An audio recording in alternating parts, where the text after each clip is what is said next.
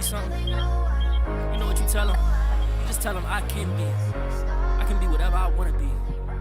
For real. Mr. Will.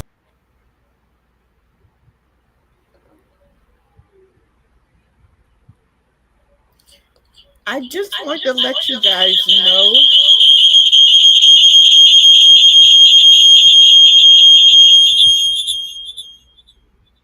I just want to let you guys know that on my page, To Never Walk Alone, the link is on there because I'm getting the interference from both of my phone and my laptop being on at the same time.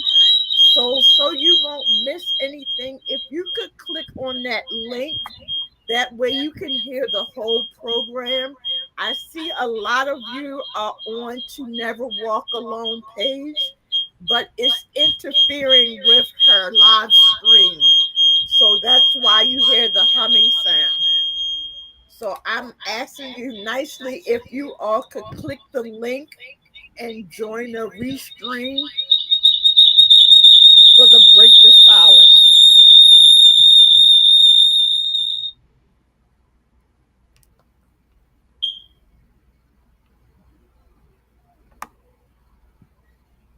All right, guys, we are live.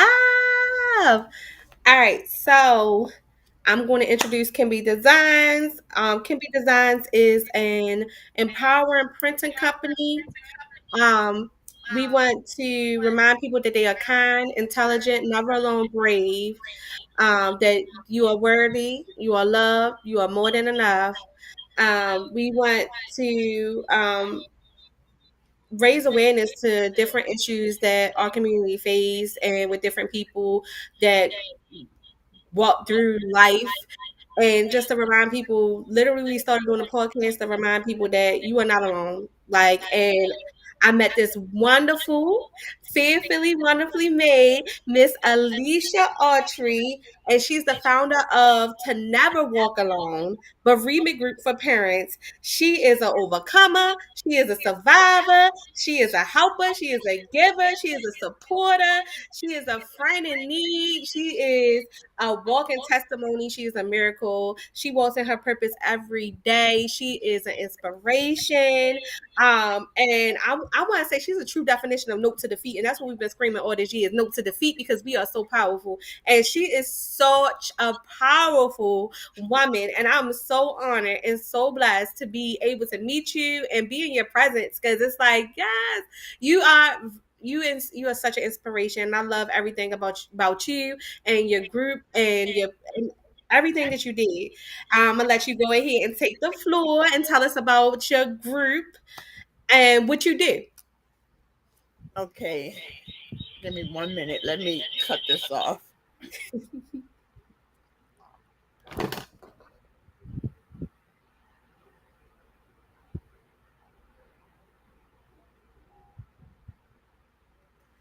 Hi, as Miss Katrina said, my name is Alicia, and I am the founder of To Never Walk Alone.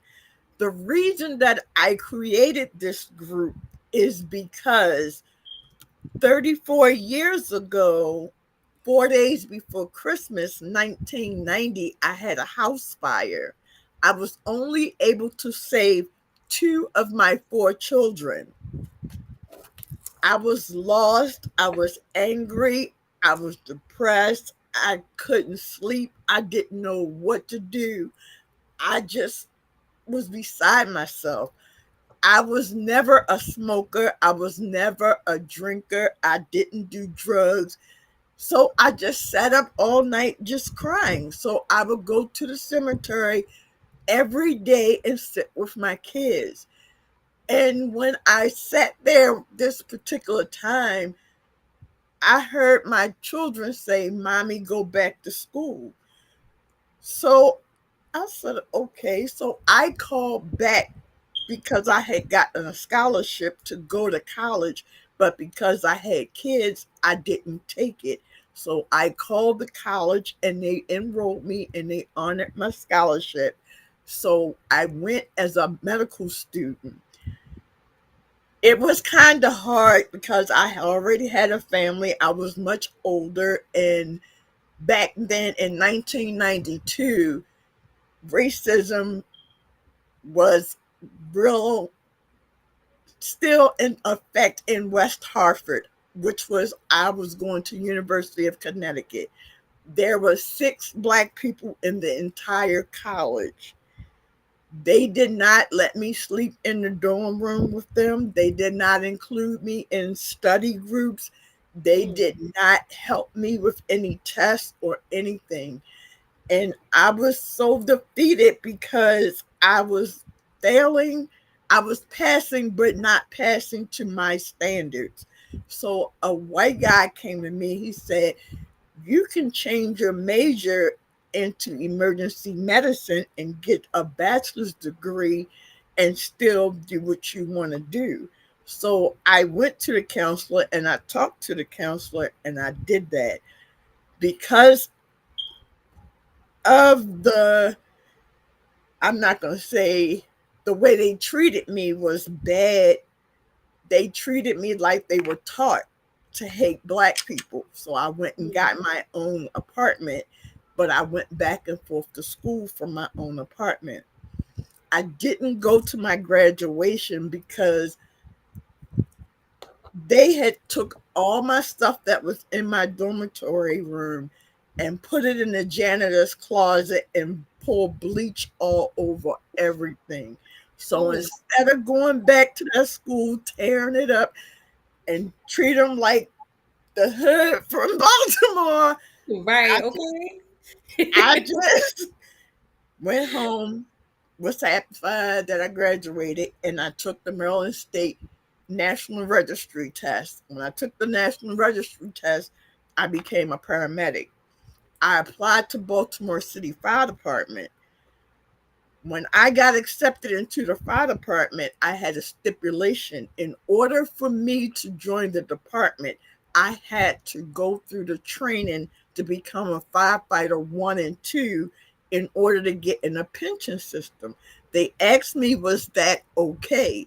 And I said, yeah, that's okay. I mean, it couldn't be that hard. So I did it. It was 24 weeks and I was good at it. And all the evolutions, I was good at it, and I felt good doing it. So when I graduated, they assigned me to an engine company and not a medic unit. So I started out as a firefighter.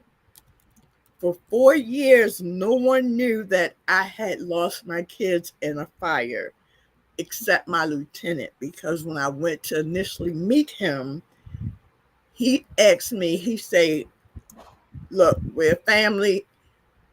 If you got a problem and you don't tell me, I can't help you because I don't know about it. So I closed the door and I sat him down and I told him, I don't know how I'm going to respond if I ever get a fatal fire with children. So I'm just letting you know that. It's like we'll cross that bridge when we get to it. So Mm. 4 years in, 2:30 in the morning, the gun goes off.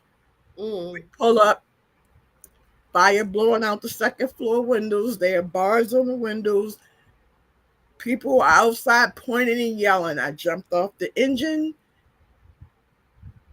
and they said, there's children in there.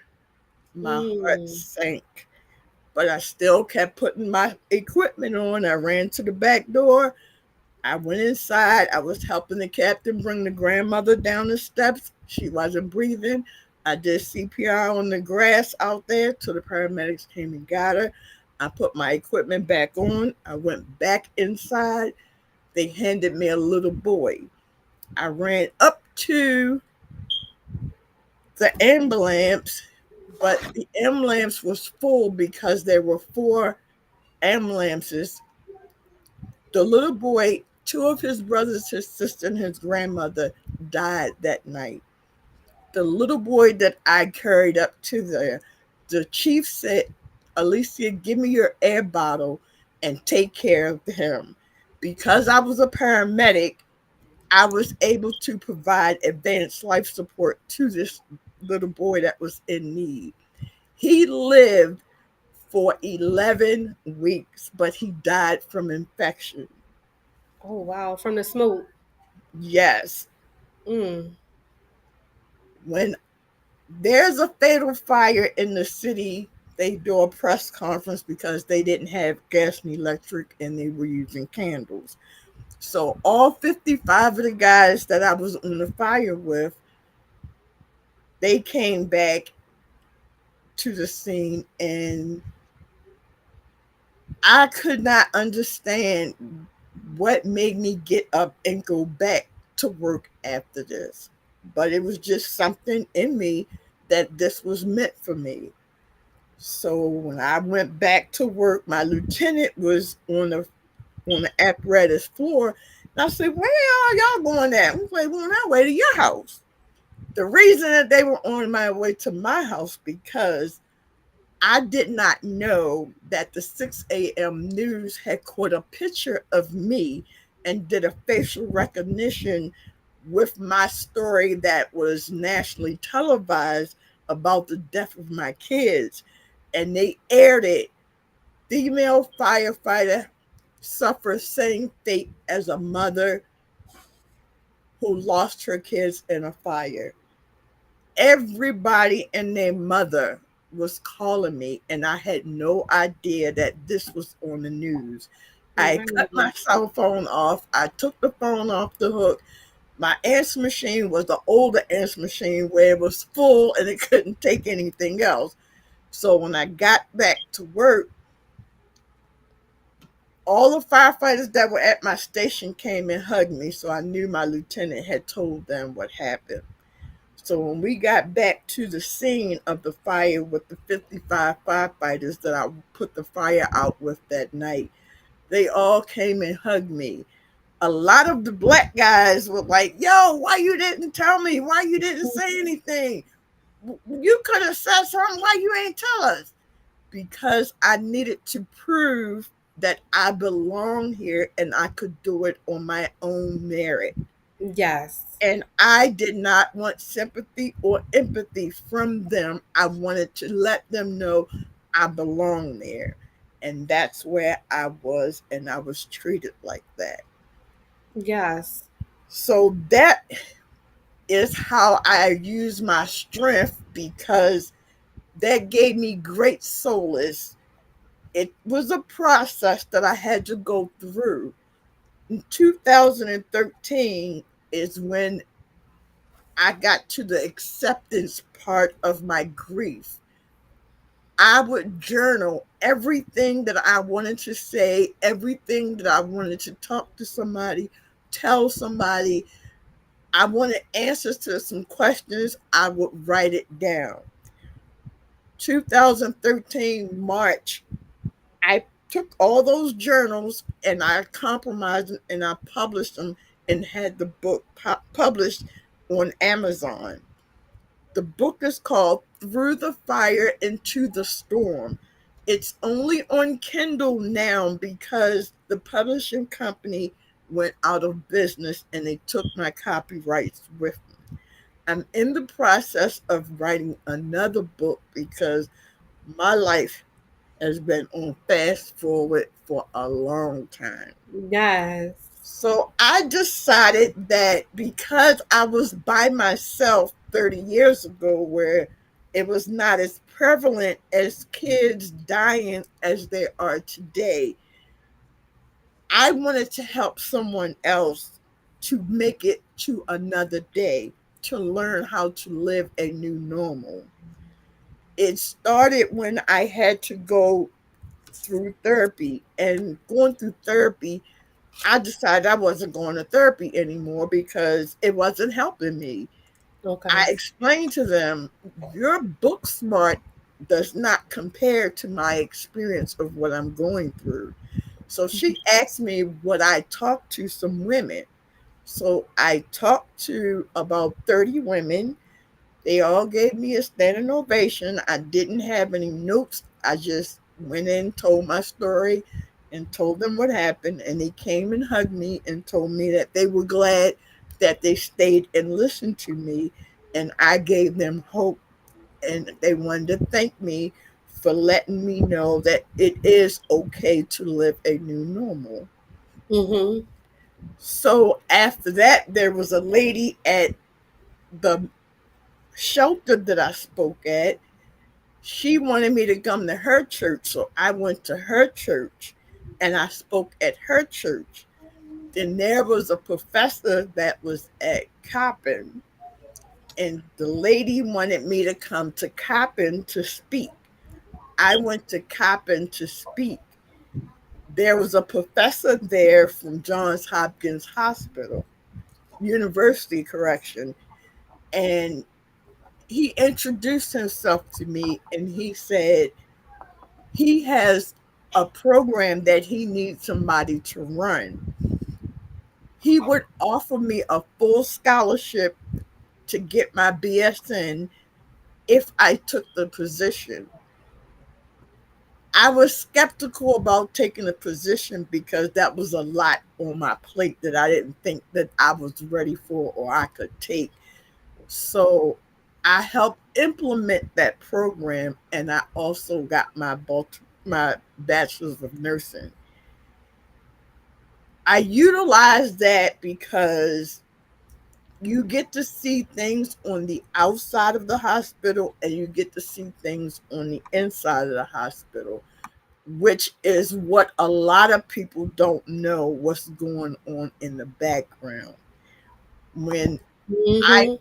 first started mentoring people, I would go to their children's funeral, I would go to their house and stay with them. It became overwhelming because I could not keep going to all of these children's funerals. So I found Mm. other ways to be there for them, which I talk to them. And when I talk to them, I console them. I told them what to expect. I told them how people were going to treat them. I informed them of grief mentally and physically harms your body. When you're grieving and you're depressed, you don't eat. You don't eat, you lose energy. You cry, you become dehydrated if you don't drink. So I made it a point to tell all new bereaved parents if you just have to eat some cheese crackers and drink 2 bottles of water every hour, just do that because you don't want to wind up in the hospital because your body shut down on you. And I grew a following on Facebook because I talk about my kids, I celebrate my kids. That's my way of dealing with it. So other people saw that in me and they took and they went with it. And that's how I got so many Facebook friends that lost children that became friends with me. And the program that I decided to do was to make videos explaining to family members how to console the bereaved parent because people have a way of saying things before they think about it and they don't think it is already out of their mouth. So Mhm. I decided that I was going to make a video of what to say, what not to say, and how you should console a person. And that went over well because a lot of people who've never lost a kid didn't know how this process worked. And they inboxed me and said, thank you. They shared my video. So it's more so not just for the bereaved parent, it's for the whole family to learn how to grow together so that you will not lose out on an opportunity because you said something that they didn't want to hear or that hurt their feelings or they took the wrong way. So when I say people say the wrong thing, when someone loses a kid, you don't say, well, God needed him more than you. Well, how do you figure that if he's my child and I need him more than God? Right.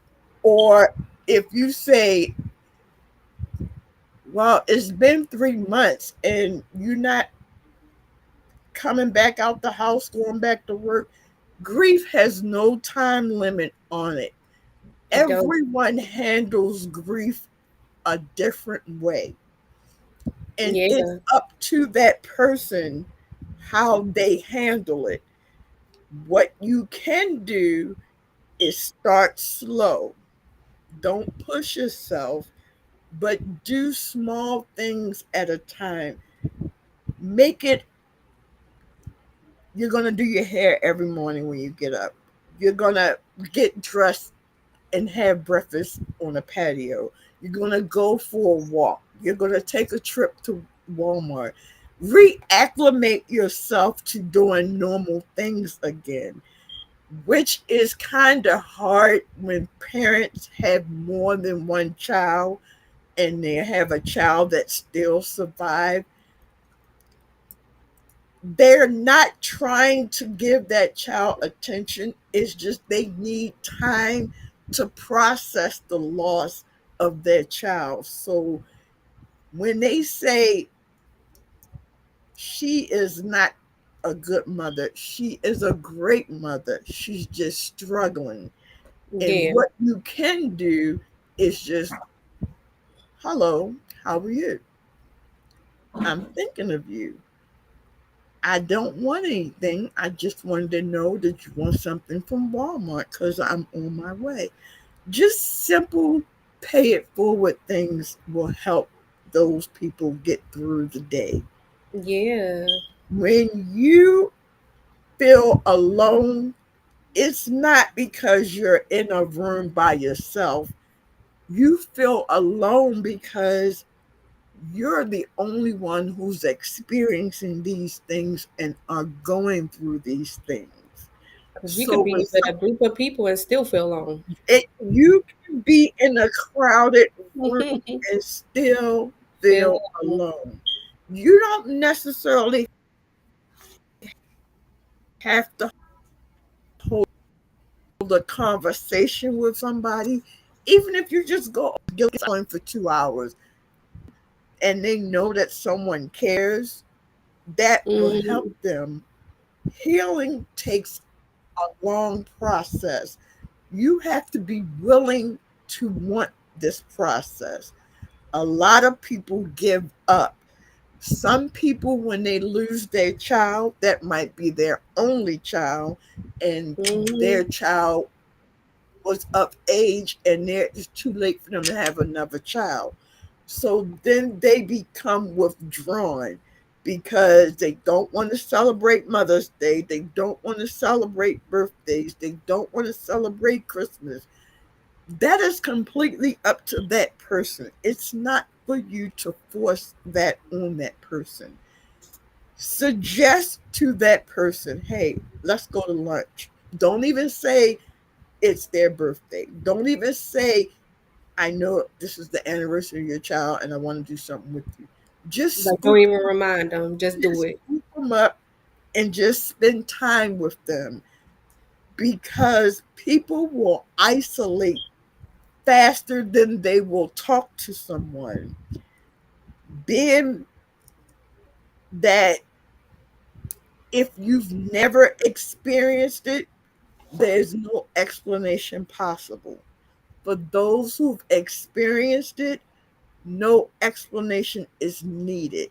So when someone died, someone's child died, you know what to say and what not to say. But a person who's never experienced this have no clue what to do, how to do it, when to do it.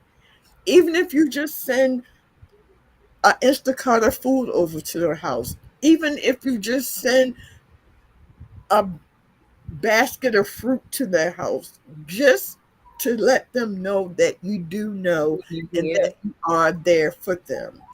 Yep. Because it's a lot of different ways that people have to learn how to live a new normal. What Mhm. worked for some won't work for others. What won't work for some will work for others.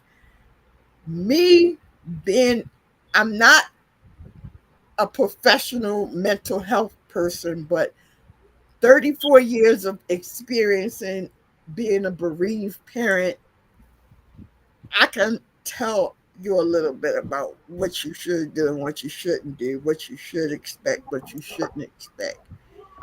But all I can say is try to console the person. Don't overwhelm them, because when people die, it's for anybody, a mother, father, Mhm. aunt, sister, grandmother. When someone dies, the house is full. It's full of people as soon as the person dies.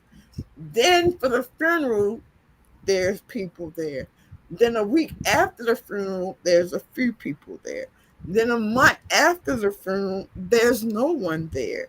You Yep. can't just drop off and act like everything goes back to normal. It goes back to normal for you, but it doesn't go back to normal for them. So Mhm. that's the reason why people go into isolation, because nobody reaches out to them to talk to them. Nobody comes to see them. People have lives, people are lifing. It's not that you have to be there every day and go be with them every day, But at but least once a week, at just least. periodically reach out to them. Yeah. I have been going through a lot of emotional and physical problems. I will sit here on my bed, tears running down my face, and I see a friend who's lost their child say, I'm having a bad day. Today is not a good day. I instantly pick up my phone and send an emoji. Thinking of you, I love you. Send them a hug emoji, anything, just so they will know that somebody is listening to them. When people think nobody's listening to them or paying attention to them, that's when they feel alone. When Mhm. people commit suicide, that's because they felt as though that was their only option, that Yep. nobody was there to help them. But as soon as they do decide that they're going to end their life, everybody say, well, why didn't you say anything? Why didn't he come to me? Why? You must learn people's patterns. But a If lot of people you not going to say anything either, because I know me personally, I wouldn't say anything because I'd be like, my just my family alone, like, oh, you guys going to judge me and talk about me anyway, so I'm gonna keep it to myself, and then and that's when and you go through things alone. that's where the purpose of my page is, to give insight to people who've never lost a child on how Hmm. to deal with family members who've lost a child. My page is not just solely to support the bereaved parent, it's to give insight to family members on how to deal with a bereaved parent. Don't expect them to bounce back a month after their child died. Don't expect them to return back to normal a year after their child dies. They will do a little at a time on their own. All they need is for you to walk with them. When they say you can find somebody who's willing to carry an umbrella when you're going through a storm, they are the people that you want with you. Hmm. They are the Because if people. you can find somebody that's willing to carry an umbrella while you're going through your storm, they are a keeper. You know Yes. how they say pay it forward? If you pay for the coffee, people behind you, and then they pay for the person behind them.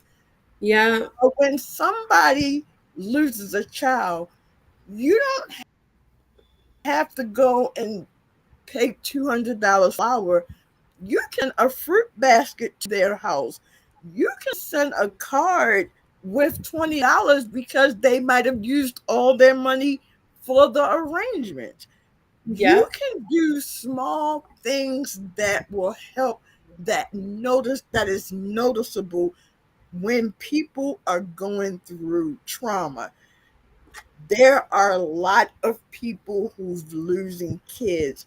Your child could have a illness. Your child could have a tragedy. Your child could be murdered. Your child could just had a freak accident. Your child. There are many reasons and ways that a child can be killed, expired, or die. It's not all the same, but the hurt feels the same It to feels the the same. parent. Yeah. And I used to focus on just the mother, but now there are fathers that are hurting, so I Yeah. include them. I reach out to them. Just because people post things, they post things because it's either on their mind, they're thinking about it, or they're going through it. So if they take the time to post it, that obviously they meant for someone to see it. Mm-hmm. I observed, I have 4,500 friends on Facebook, and I only know about 200 of them. And about 50 of them are normal people who always comment, support me, pray for me, and they're always there for me. When I see that they're having a bad day, I make it my business to find an emoji, a hug you, an emergency. I squeezed you. I hope you feel this. I love you. You're not by yourself. I have parents that I've met almost 15 years ago Wow. who I am still friends with because I help facilitate them on how to learn a new normal. There's no manual on how you recover, but there are some giveaways that I can give you to help you get there. And I have become closer friends with the parents who've lost a child because they understand what my pain is, as Mm-hmm. opposed to going to a pastor, telling a pastor, I'm hurting, pastor, this is going on, pastor, this is what's hurting me. All he can do is try and comfort you. Yeah. You go to a mental illness professional, all they can do is write you a prescription and tell you, take deep breaths, breathe in and out, go for a Mm-hmm. walk. That's not gonna work. Right. Especially if you don't even want to get You out of bed. It's like I right, don't even want to get out of bed today. I right. want to just lay in my bed But all day in the covers. but if you find someone who has been through what you've been through and they have been doing it for a long time, that's the person you want to talk to. Yeah. That's the person who you want to make a friend with. The reason I reach out to so many parents is because 34 years ago, I'm going to say maybe 20 kids died in a Mm. 5 year span. Now it's kids passing away every hour on the hour. And And even getting times have kidnapped. changed, and people Yeah. don't want to be isolated, but that's their way of protecting themselves. Because if they isolate, they don't have to worry about being judged. If you have more than one child, it's okay to call your child your deceased child's name. You do it Mm-hmm. all the time, even if they're still alive. Like, You what am I hey, calling? What's your name again? yeah, hey, you, come here. Yeah, you. But your kids will notice these things and they will start making a joke out of it. In the beginning, they were like, she's gone crazy and lost her mind. But it will become a game because You'll Mm-hmm. say, "Hey, Bobby," and they say, "I'm John. I'm not Bobby." You know, they'll correct you because they Yeah, know you just called them the you definitely wrong do name. that. I Right. do that all the So, time. right. Right. So you have to remember that you still have other kids that Mm-hmm. need your attention. Me, myself, because my incident happened 4 days before Christmas and 2 days after Christmas, I buried my children. It was very hard for me to put up a Christmas tree. So every year I would take my kids somewhere, skiing, Disney, Vail, Colorado, Mountain, Massanutten. We went somewhere for a week. Mm-hmm. Even though I brought gifts and wrapped them up, we didn't do the whole Right. put the tree up, decorate the house. We didn't do all of that Mm-mm. because we needed to find a way to still honor them and to respect my feelings. And they were good with that.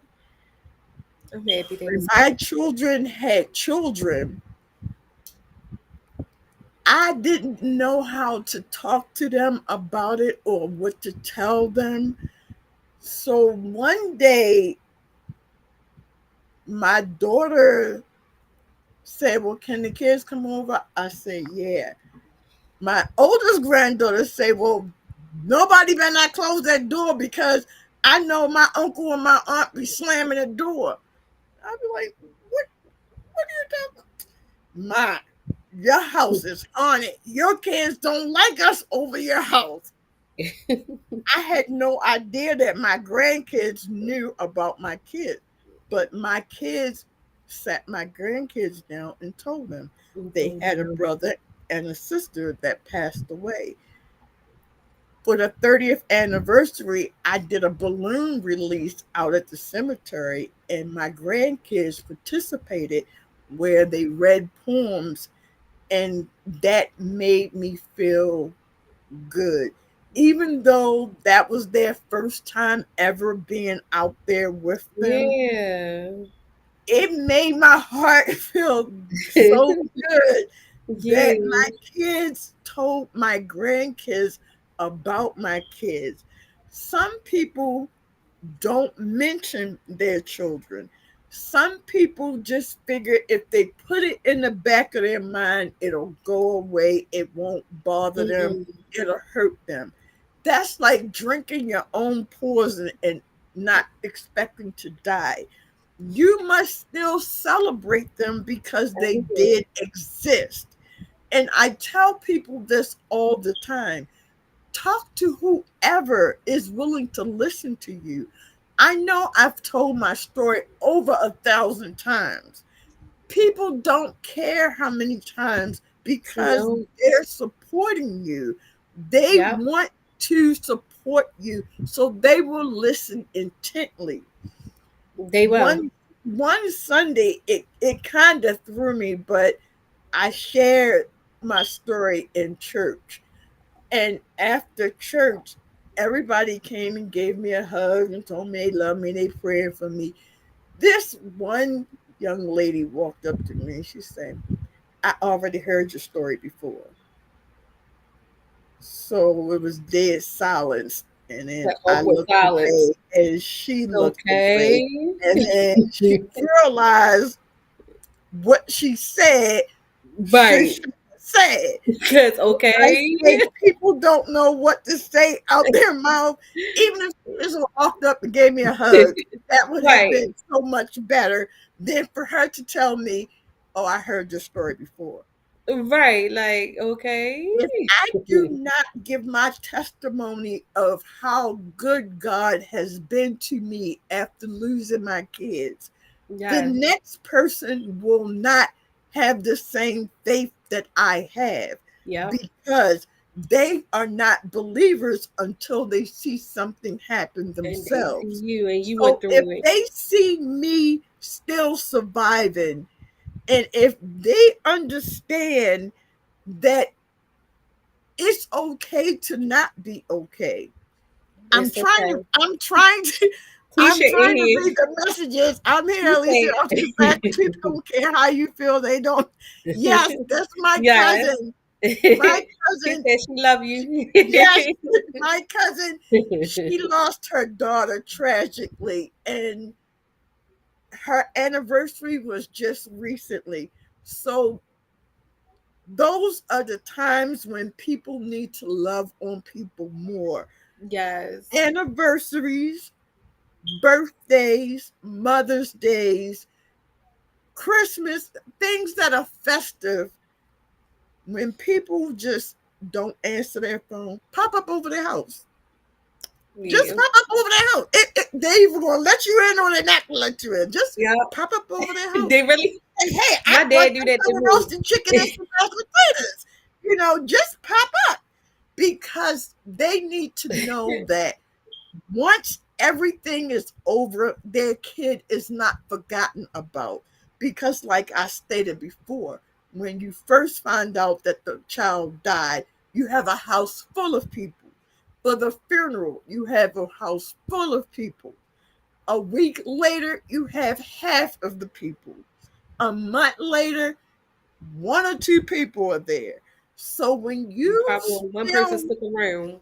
you The teacher said she you lost her feel as daughter. though that because it's been 5 years, 10 years, 30 years, if my kid was 50 years old when they died, that was my kid. It doesn't matter Mhm. whether they died at birth, whether they died as an older adult, that was their child. You have to respect how people relate to you. I'm trying to, I'm trying to, I read it. It say, so she said she lost her daughter. It would be 3 years, July 27th, in a car accident with a drunk driver, 28 years old. And then a year later, 3 years later, you don't hear from nobody. Everybody going back to doing their life, and and, I understand that. But I'm glad and thankful that I have cousins like Alicia, that and I have friends that come and check on me all the time. and that's what matters is because, like I said, you can be in a crowded room and feel alone. It's just the smallest thing that will bring a smile to your face. And touch your heart. Just that person just pop up over your house and like, what are you doing over it? Oh, I just was in the neighborhood. Didn't know you were in the neighborhood. You just went to check on them. Yeah, They will remember that and they will love that they did. because that means you still remember them. Yeah. I have a friend that I have yet to meet in person. She lives in New Orleans and she lost her only daughter. And Mm. every Mother's Day, I send her a picture that I make create with an app of her and her daughter in different backgrounds. And I tell her, you might not want to celebrate today, but I'm going to celebrate you anyway Yes. because you will always be a mother. And that's what has to be reiterated to people. Just because you lost your child does not mean you're no longer a mother. You still a You mother. will always be a mother. When Yep. you come to that acceptance point, you will know because you will be able to talk about your child Hmm. without boo-hooing and crying. Yep. It's okay to not be okay, but force yourself to be okay. If you go to a party and you're having a good time, you're dancing, when you leave and get back in your car and you bust out crying, That's okay. that's fine because Hmm. you enjoyed yourself and now you are Yeah. feeling bad because you enjoyed yourself. That is Hmm. a step forward to healing. If you Yep. constantly stay in the bed, your hair all over your head, you don't answer the phone, you don't eat, You you not will gonna do that. shrivel away and You will you show will what? eventually die. Like you said, that'll And mess with you mentally, physically, emotionally, all of that. For a while I was struggling to. So my sister had passed, and I'm a sibling of 6, and I was like, well, dang, do I say do I still have 5 sisters and brothers? And then one year I was like, you know what? That's still my sister. So I told my kids about my sister, and she passed away in 2010. And so only one of my kids remember her out of all 5 of my children, but we celebrate her, and I bring her picture out every year for her birthday. We'll buy a cake and eat it and sing and dance. I'm like, they be like, Mom, like, I'm like, yep, my sister Brittany, she's still with And us. that's why it was a surprise to me, because my kids were 1, 3, 5, and 7. The 1-year-old and 7-year-old I was able to save. The 3 and 5-year-old I lost. My 1-year-old, she's now 35 and she can't even remember what she had for dinner last weekend. So for her to try and remember things that they used to do that we did as a family, she don't remember them, but she do honor them. There's a video on Facebook for the 30th anniversary. We did a balloon release, and I brought 48 balloons, and she took me to pick them up. And the grandkids were in the back, and balloons was everywhere. She said, "Look at this! She's trying to kill us. We got inflatable airbags." It was the funniest thing, but at that time, it was supposed to be a solemn occasion. Yeah. But my daughter made the most of it. She videoed, and I could not stop laughing because it never dawned on me how I was going to get all them daggone balloons there. You don't be thinking about that. You think when I was like, if you I like you gonna celebrate. and I'm not there, what are they going to do with them? So I went and picked them up. 48 balloons in 8 trash bags in my daughter's small car. Oh my gosh. We are on our way to the cemetery, and she's like, "Look at this." And she's peeking from between the balloons, and my grandson is peeking. Like, and they made that the most memorable holiday that I will never forget. It's okay to be okay. It's okay to not be okay. If someone talks about you, that's good. If someone never speaks to you again, that's even better, because you don't have to worry about proving something to them. If you feel as though you're a great mother, then you are a great mother. If you feel as though you are a great friend, you are a great friend. I have friends that I don't talk to every day, but I do have friends that if they don't hear from me in a while, they most definitely will call me, text me, all right, "Hey, what's going on? what's going on? You were on my mind." And that makes me feel good, because these are what we call lifelong friends. Yes. I have some lifelong friends that I've never met before on Facebook. I have one mother, her son was killed. This happened about 15 years ago. And we went to a Christmas vigil. Her and I talked online, we talked on the phone. I gave her inspiration, motivation. I checked on her. I suggested things to her. So at this vigil, I'm sitting in the seat. They have intermission. And during this intermission, the people on the left of me wants to get past. So I stand up, and the woman walks past me, and she say, "Alicia." I looked at her. I said, "Hey." She hugged me so tight, and we almost fell over the seats. She introduced me to everyone that was with her at that vigil, and she told them that I am the reason that she is how she is now, which Mm. makes me feel good when people inbox me and say, I heard your story. I'm praying for you.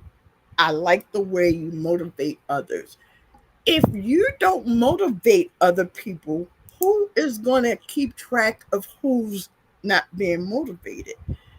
The Mm-hmm. reason I have a page is because people are more inclined to just, I call them lurkers. They will look at the Mm-hmm. page, but they will not comment, Internet. like it, or anything. But they But watching. They always they watch. watched it. So that's why when I post stuff, if I'm having a bad day, I want you to know I'm human. I have a bad day. I'm having a bad day. If Yeah. it happened to me and I'm okay, hey, this is what happened, and I want you to celebrate with me. I love that about you too, that you so real. Like you'll show people you're good, you're bad, you're happy, you're sad, you're ugly, you're beautiful. And that just makes, and that alone makes you feel like you're not alone, because it's like, all right, she is a person just like me. Like, and a lot of times you see everybody on social media, all you see is the good. You don't see nothing else. So you thinking like, dang, my life sucked, not knowing that their lifing for them too. They just not open to tell you about it.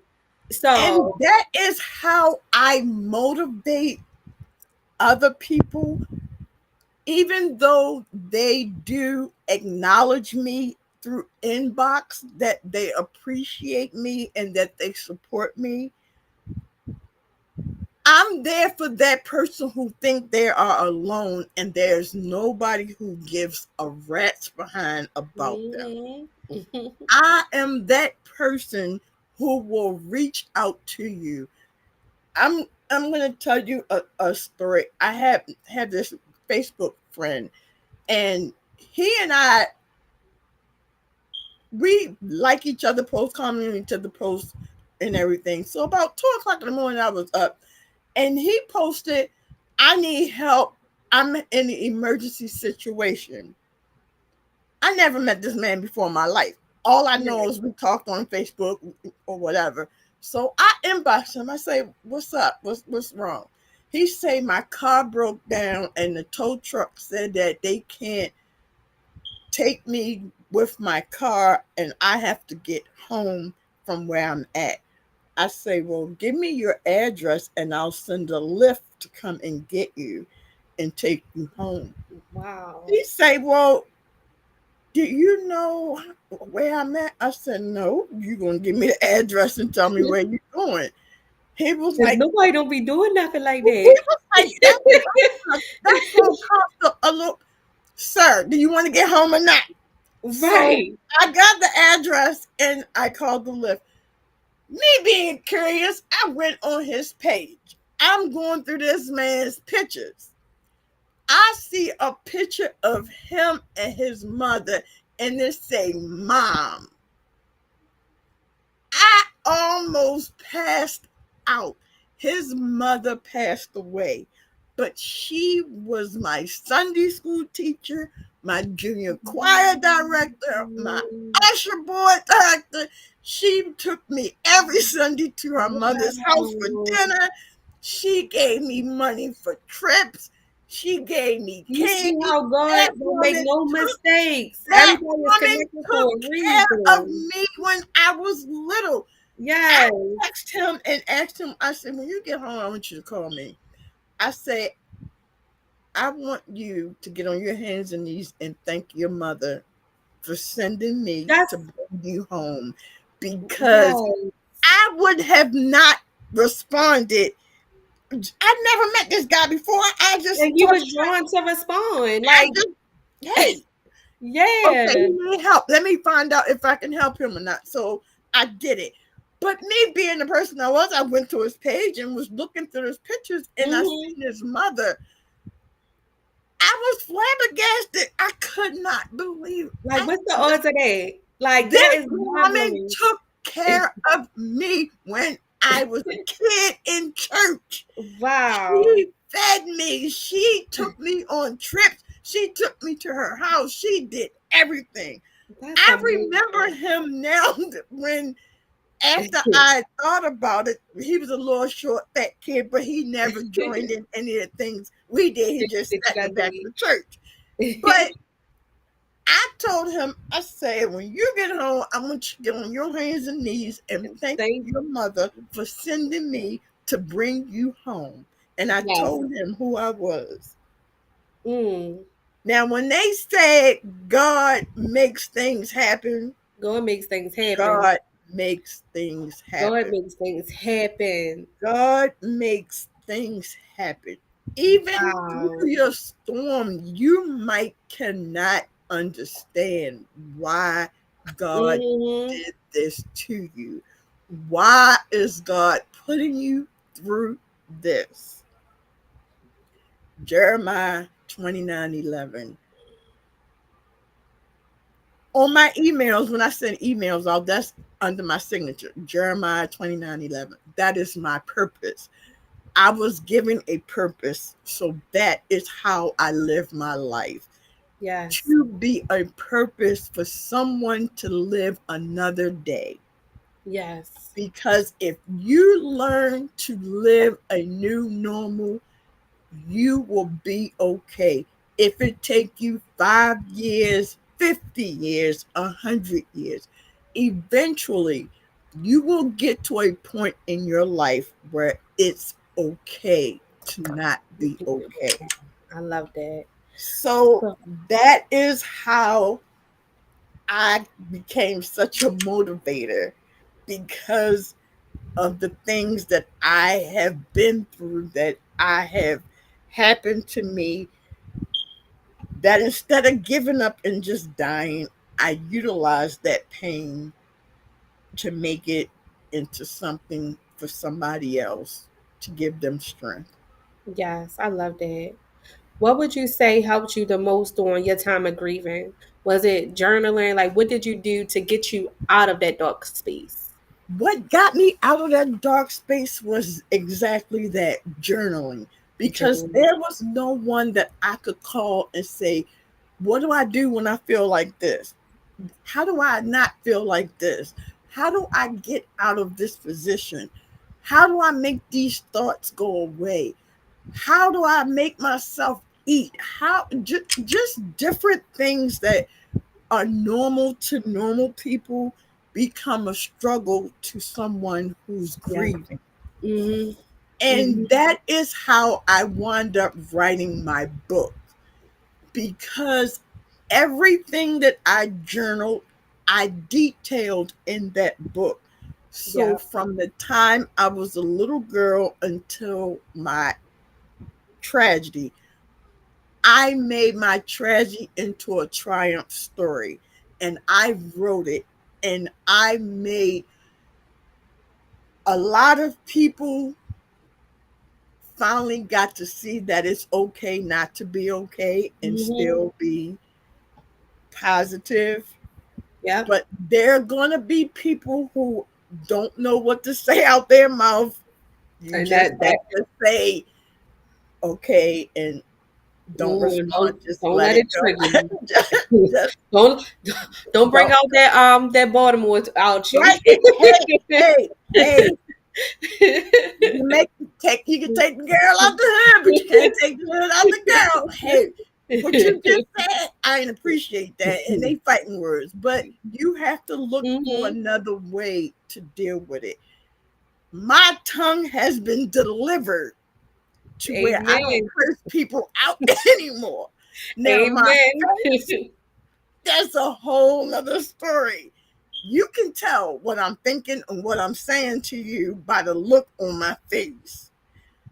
I'm praying for that to be deliverance, but I have to have some type of way to let people know I don't like what you just did, or I don't appreciate That's what you that just boundaries you gotta set did. and Yes, stand on them.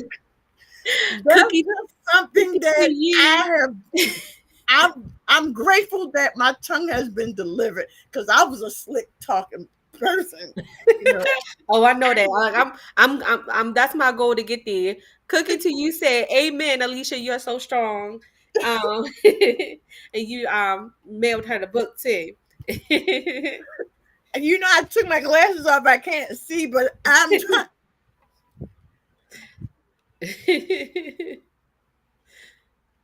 Yeah, because you know, when I first got the book, I had purchased 100 books, but Wow. that was my first time having a book published. I didn't know Yeah. what it entailed or what it took, so Right. I paid for 100, and then they put it on Amazon. Well, I didn't know that they would keep the copyright once they gave me my IC9 number. Wow. And my manuscript that I sent them is entangled in an email address that I no longer have access to. Mm. So therefore, I can't say you can go and get my book. You can get my book on Amazon, but Kindle. it's on Kindle only. You can actually have it narrated to you. It can be narrated so you don't have to read it. It's 195 pages. I was told that it was good from the front page to the back page because it was what my life was about. It was something that was real. It wasn't made up. It wasn't a fantasy.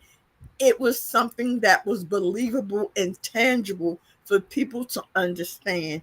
You eventually will get through your grief. You wow. And it's not a destination, it's a journey, and eventually you'll get to a place where you can just celebrate them. And even if you cry, then that's okay.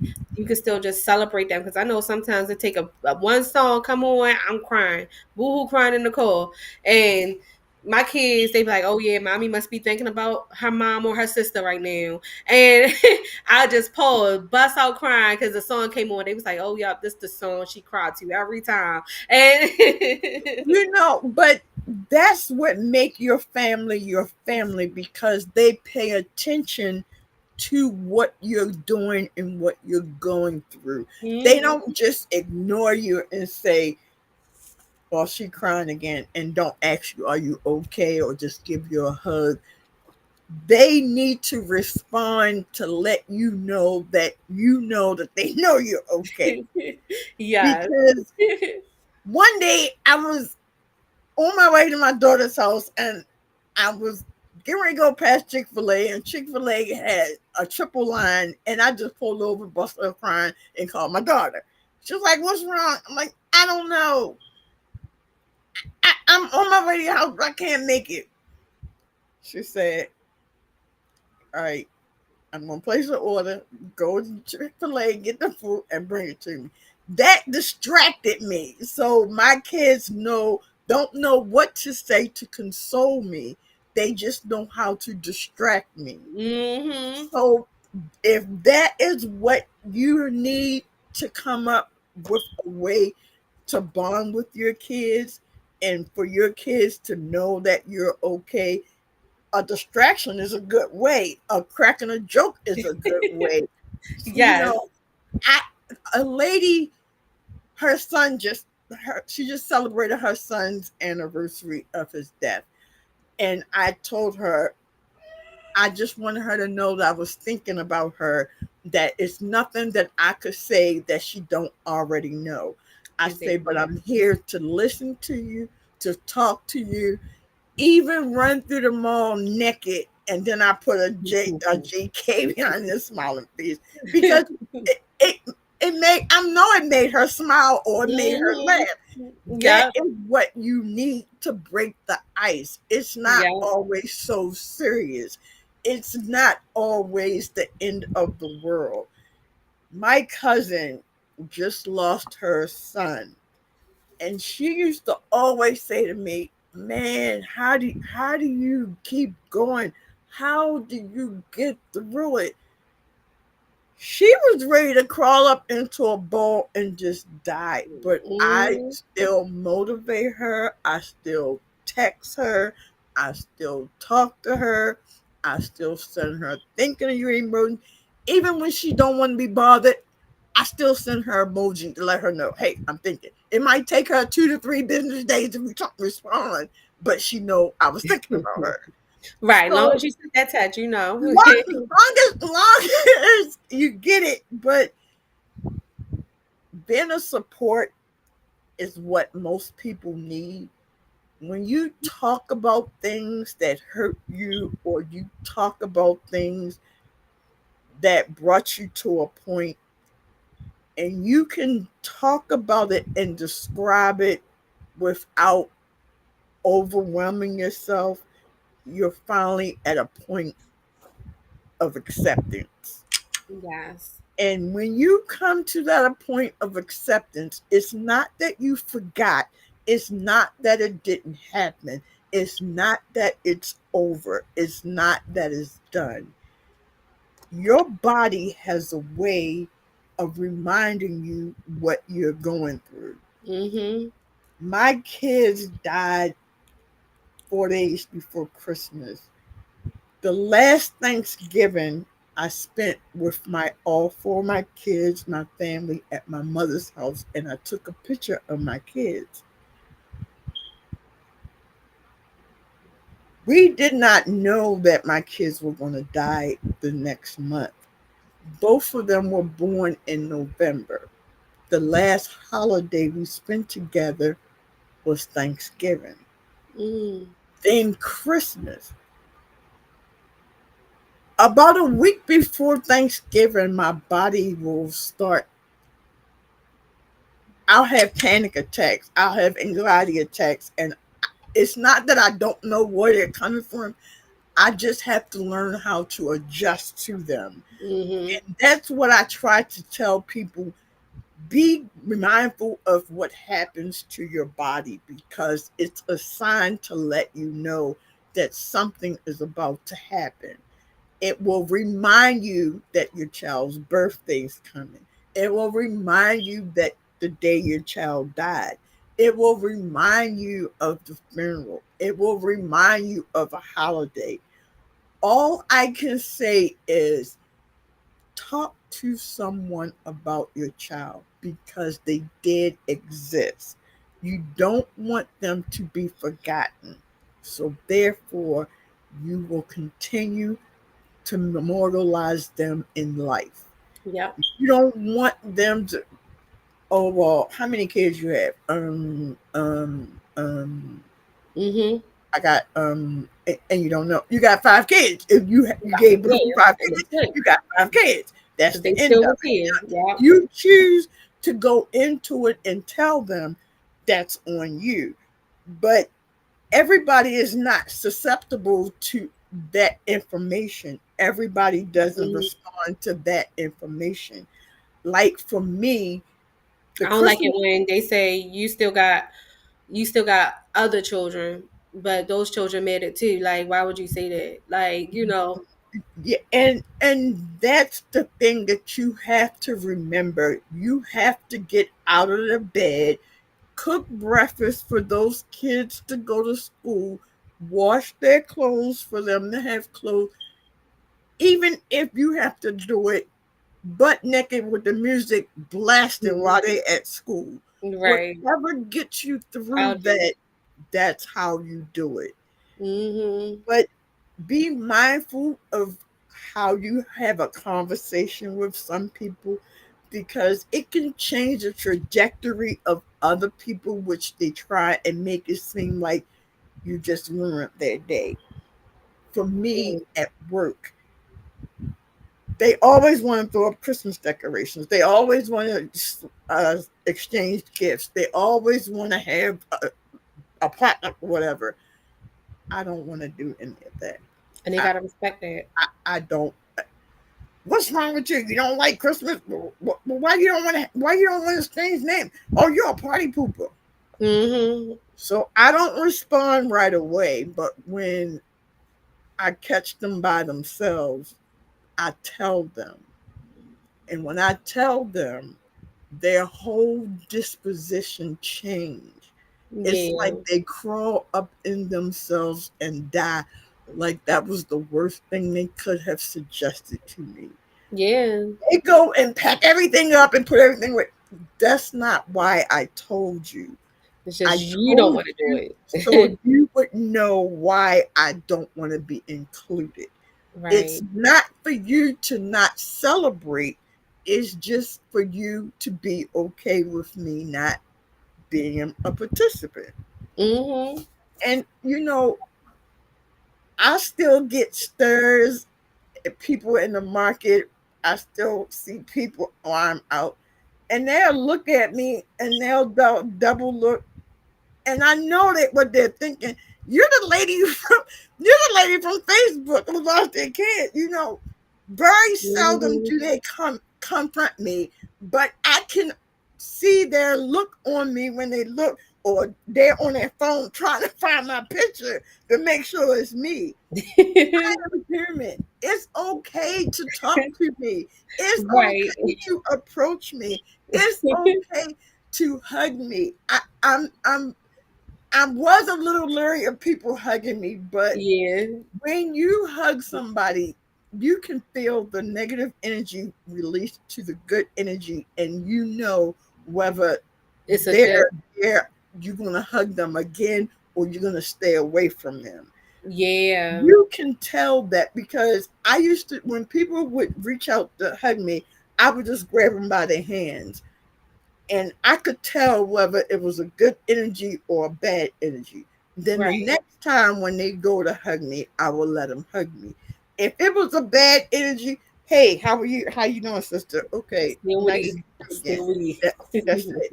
And Yeah. you come accustomed to learning things on a day-to-day basis. You are not your problems. You are more than your problems. You can overcome anything that you've been through. I can sit here all night and tell you You guys better how go on Kindle and get her book. I, I can sit here and tell you people interact with me on a day-to-day basis, and when they find out about me and what I've been through, their whole disposition changes about me and towards Mhm. me, the way they treat me.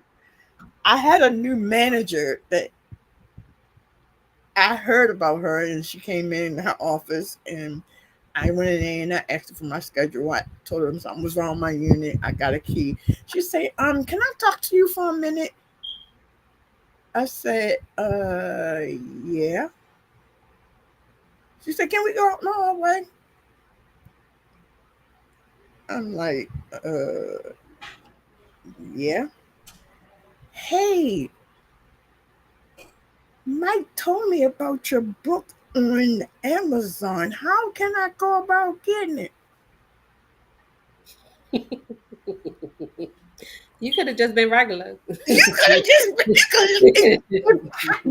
did I even come up in the conversation for him to even Right. tell you They don't about want to my know the book? backstory. How, and that's what really got me because me being a firefighter, I can drive a fire engine and I can drive the large ambulances. And at the private companies, there are only a few people that can drive the large ambulances. And I am one of those people. So she kept assigning it to me. And I guess in the conversation, it came up. He was like, "You didn't know she was a firefighter, did you?" She's like, "No." Oh, well, here's the real story why she's a firefighter. So he goes and tells the whole story. He goes And and it's like, now I'm going to talk in the office. Then the lady comes in. She said, I went home and told my husband, and I cried like a baby. And I just couldn't stop thinking, could I hug you? Yeah, you can hug me. But, it's how you interact with people that make them comfortable. I'm not a standoffish person, but I'm a type of person where I don't smile at everybody. Yeah.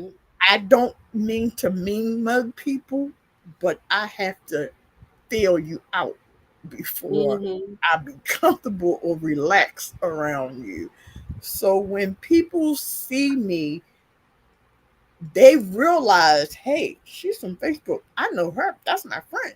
You Yep. know, I and had this real awkward moment where I met this lady that looked just like my mom.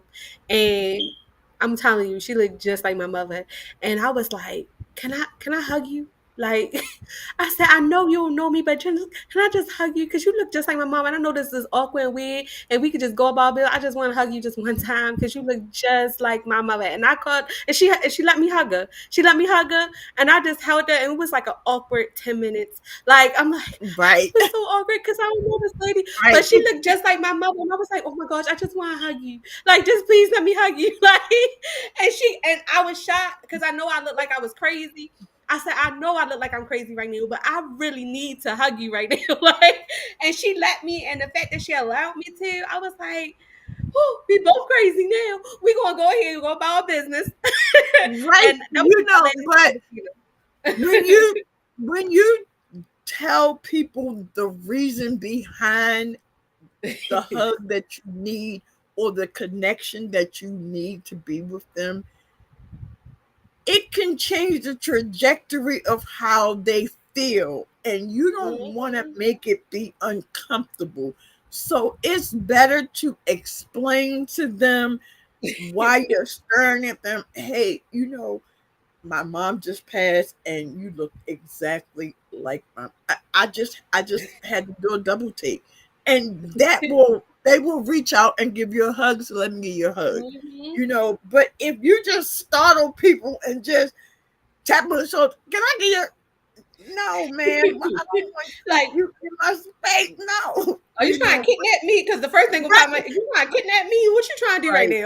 Like, you better back away. right, But no, right, then she was like, okay. right. And I was like, you know what? I don't know. I think I needed that right there. I said that was the weirdest thing I ever did in my life. I would never thought in a million years I would do something like that.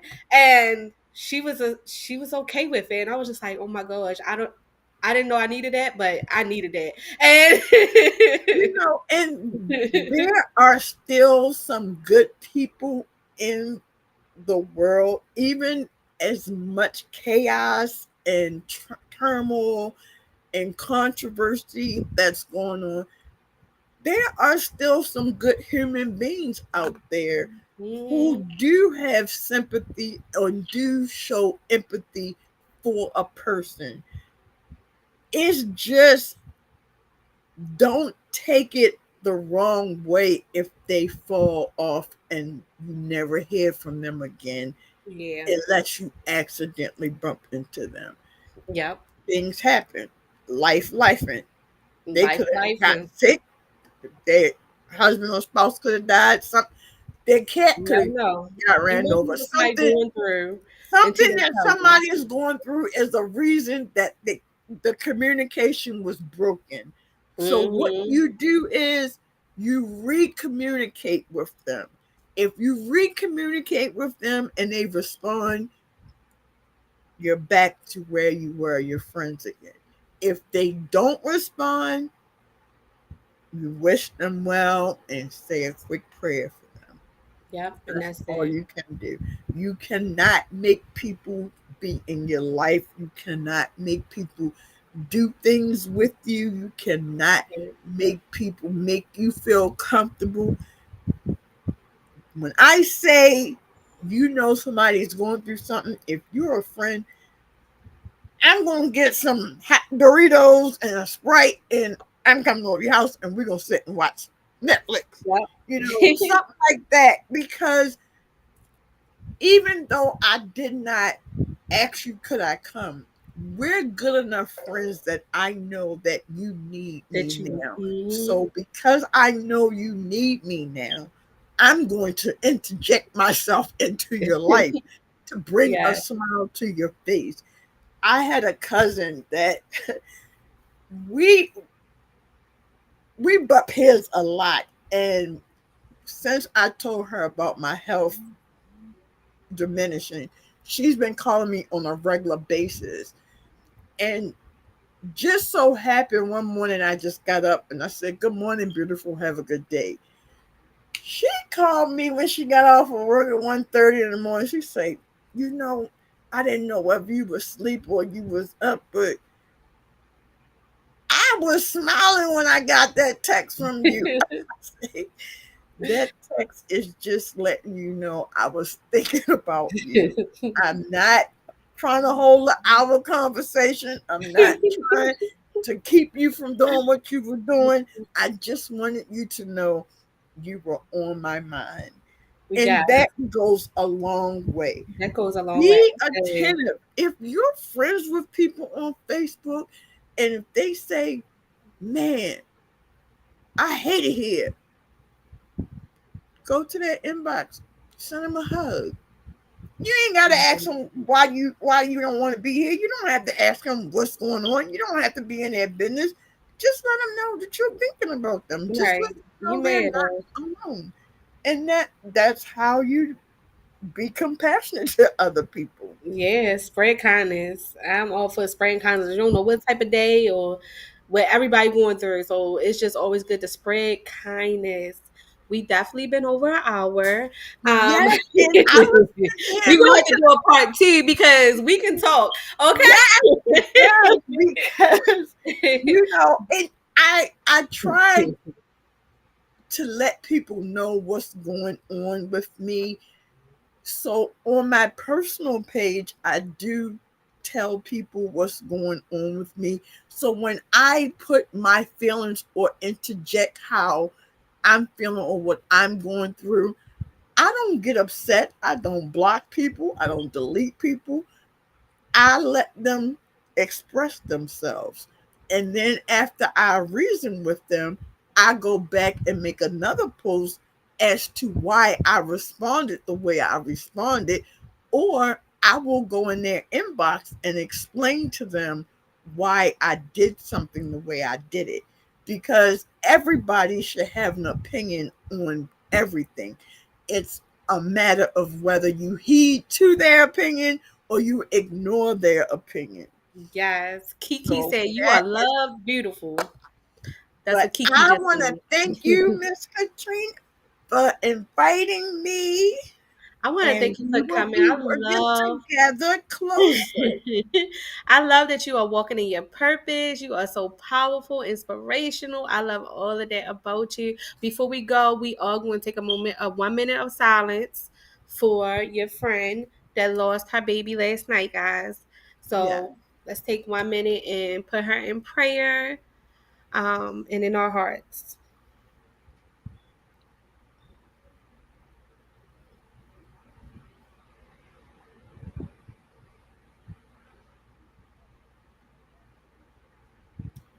I want to thank you for doing that. I didn't want to call her out because I'm not sure if she told her family anything, but they always say when two or three are gathered in his name and they pray, he is Mm, among them. So, yeah. therefore, if I'm hurting, she's hurting. If she's hurting, the next person is hurting. We have to be our own keeper. We have to monitor each other. If you see a person having a bad day, reach out to them. You could be the difference between whether they take a handful of pills or whether they take a drink and laugh. You don't have to be nosy and say, what's going on, what's happening, what's this. If they want you to know, they will tell you. They gonna tell you. Just acknowledge that you know that they need someone's attention. That's all you can do because, like I said, the world is changing and people are hurting. And it's not that people are not compassionate, it's just people engulf themselves in themselves. So Yeah. when they engulf themselves in themselves, it's not intentionally towards you. That's just how they handle the situation. So if you feel as though that's a person who's a friend and will always be a friend, reach out to them. If they Hmm. respond back, you know the friendship is still viable. If they don't respond back, then you just say a prayer and keep it Keep it moving. cool. I That's love what all. Kiki said. She just commented and said that is so true. Adults still need a village as well. And I really like that. I think adults need a villages and a safe place. Like, be somebody's safe place. You know, Miss Kiki has an organization, No Other Mother, and there are a lot of different groups and support groups for various reasons. Hmm. When people lose their child, it's a language that's spoken between them, that they understand what you're going through. You might not have lost your child the same way, but that same pain and heartache, you feel the same way they do. So when I say someone has become a friend to me, that is because I have acknowledged them and they have acknowledged me.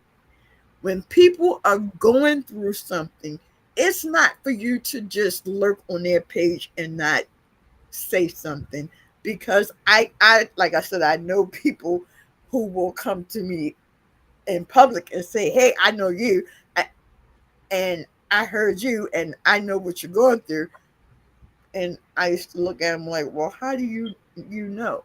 That's because they see it on Facebook, but they never They'll acknowledge like it. it, they'll They comment. never I had people do that acknowledge to it. me. I had So some people come up to me like, "You the girl on Facebook," and give me right, hugs. I'm like, never interacted with me though. right, but it lets you know that there are those out there who care about you, even when you just need somebody to listen to you.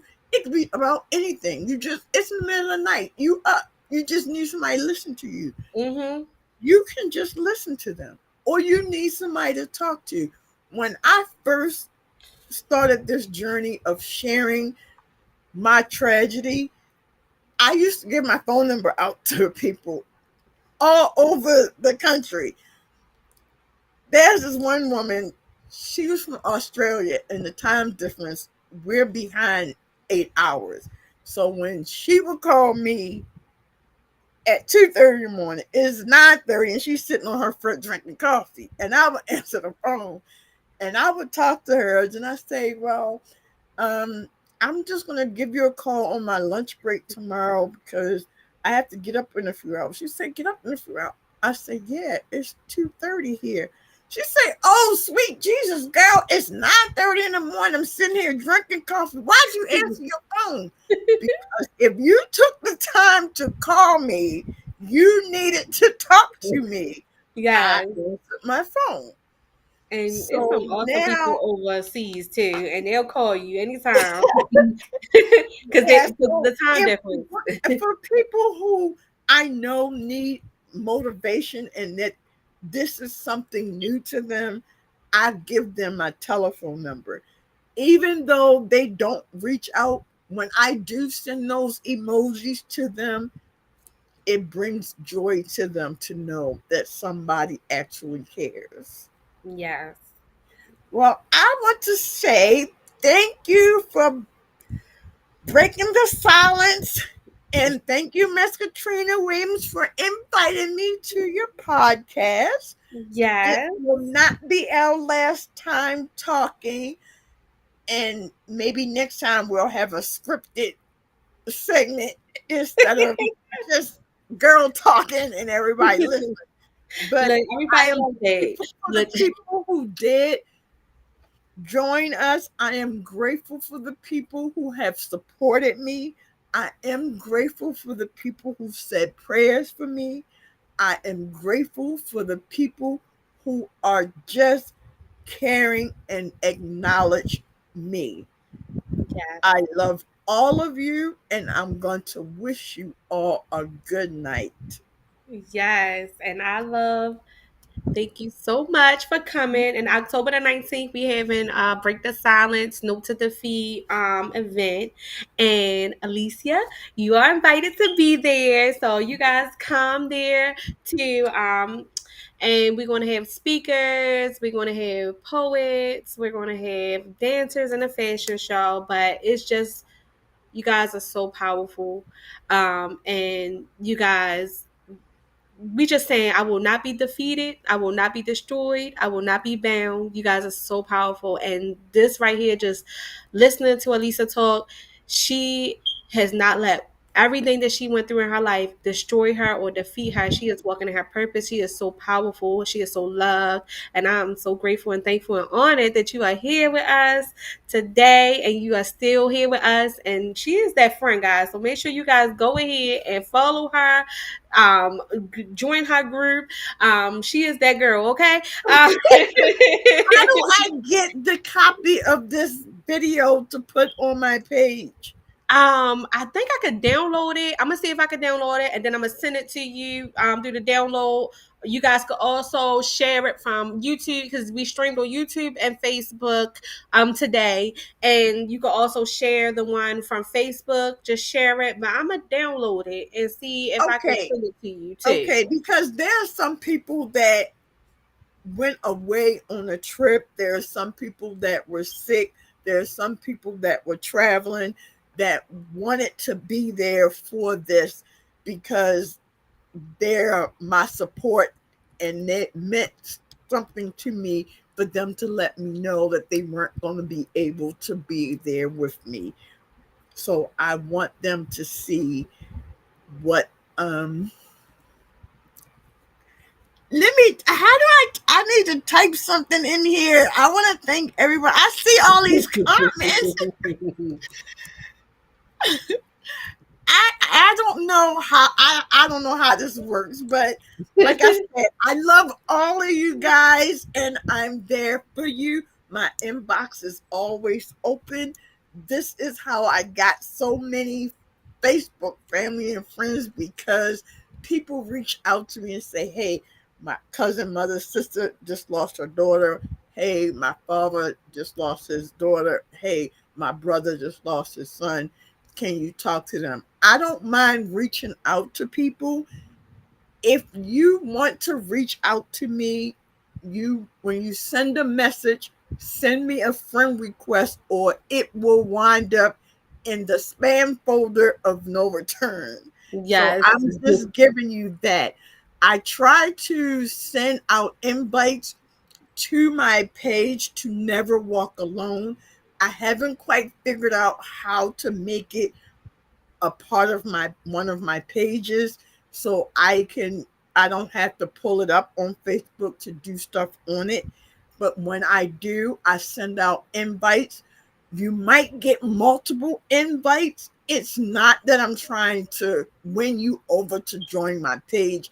I just don't want anybody to miss a segment of something that they could utilize or that they could tell someone or that they could help someone that needs to be helped by something that I've shared. That's why I decided I was going to share it with everybody.